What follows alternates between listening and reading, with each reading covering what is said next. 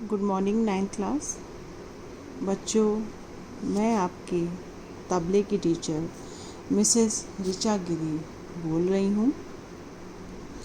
बच्चों, आज हम जो पढ़ेंगे उस चैप्टर का, उस टॉपिक का नाम है तबले का जन्म। हम आज तबले के जन्म के बारे में कुछ मालूम करेंगे। आइए पढ़ते हैं। भारतीय संगीत में गायन, वादन तथा नृत्य के साथ लय, ताल संबंधी वाद्यों का प्रयोग अत्यंत प्राचीन काल से होता चला आ रहा है। इसमें बता रहे बच्चों, भारतीय संगीत में मतलब हमारे जो हिंदुस्तान इंडियन जो म्यूज़िकल है उसमें गायन, वादन मतलब गायन जो गायकी है, वादन मतलब जो हम बजाते हैं, जो वाद्य बजाए जाते हैं, और नृत्य मतलब कथक, आपका क्लासिकल डांस के साथ साथ लय, ताल संबंधी वाद्यों का मतलब इनसे संबंधित जो भी वाद्य हैं इनका उपयोग कहाँ से चला आ रहा है? प्राचीन काल से चला आ रहा है। ये आज का नहीं है, ये प्राचीन काल से होता चला आ रहा है। उपलब्ध प्राचीन संगीत के इतिहास में इन वाद्यों का प्रयोग हमें कहीं कहीं देखने को मिलता है। जो प्राचीन संगीत का इतिहास है जब हम पढ़ेंगे तो उसमें जो वाद्य का है, इन वाद्यों का जैसे तबला, इन सब वाद्यों का प्रयोग बहुत ही कहीं पहले देखने को आपको मिलेगा। पौराणिक कथाओं में भी ऐसे वाद्यों की चर्चा हुई है। और ऐसे वाद्य मतलब तबले के वाद्य की जो चर्चा हुई वो कौन सी कथाओं में? पौराणिक कथाओं में उनकी ऐसे वाद्यों की इसमें चर्चा होती है। प्राचीन काल के जिन ताल संबंधी वाद्यों का उल्लेख मिलता है उनमें आघाती, आडंबर, वनस्पति, भेरी, दुर्दुर, ढोल, नगाड़ा तथा मृदंग आदि मुख्य है।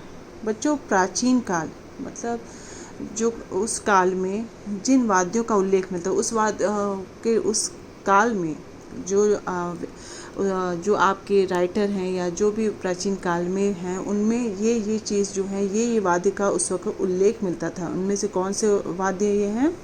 जैसे कि आघाती, आडंबर, उस वक्त आघाती, आडंबर जैसे वाद्य भी होते थे। वनस्पति, भेरी, दुर्दुर, ढोल, नगाड़े तथा मृदंग, ये सब उस टाइम के मतलब प्राचीन काल के ये सब उस वक्त के मुख्य वाद्य माने जाते थे, पाए जाते थे। मृदंग या पखावज का प्रयोग आज भी कभी कभी देखने को मिलता है। मृदंग या पखावज। बच्चों, पखावज और मृदंग एक ही चीज़ है। आप चाहे उसको पखावज बोलिए चाहे मृदंग बोलिए। आपने देखी होगी मृदंग, आप अगर नहीं तो आप गूगल में भी देख सकते हैं पखावज या मृदंग को टाइप करके। वो बेटा ढोलक से थोड़ी सी और बड़ी होती है। तबले जैसा उसका दाहिना मुंह और बायां मुंह ही होता है, पर वो जो उसमें लोहे लकड़ी के गट्टे भी लगे रहते हैं वो तबले जैसा ही होता है, पर वह ढोलक की आकृति में बनाया जाता है और वो ढोलक से बड़े होते हैं।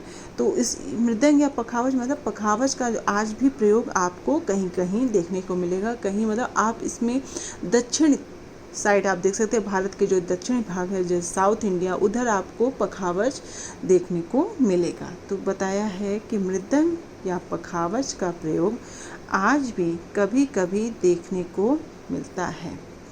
और ढोलक का प्रयोग उत्तर भारत के लोकगीत के साथ खूब किया जाता है।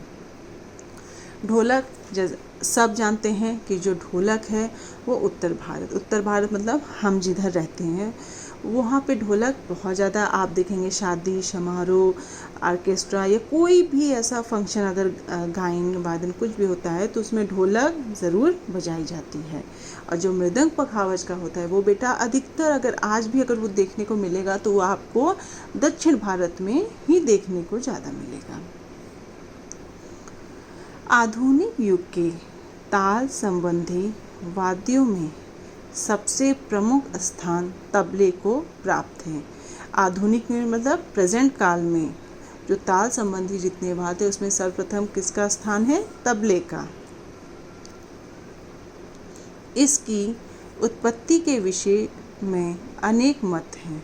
कुछ विद्वानों के अनुसार प्राचीन काल में दुर्दर नामक वाद्य का आधुनिक रूप तबला है। कुछ जो विद्वान हैं वो लोग क्या कहते हैं कि दुर्दर नामक जो प्राचीन काल में वाद्य पाए जाते थे, तो कुछ जो विद्वान हैं वो कहते हैं कि दुर्दर का ही वह आधुनिक मतलब आज उसको परिवर्तन करके आज तबले का रूप उसको दे दिया गया है। कुछ लोग तबले के जन्म का संबंध फारस के वाद्य तबल या तबल से जोड़ते हैं और कुछ जो आपके विद्वान हैं वो फारस के वाद्य तबल या तबल से जोड़ते हैं।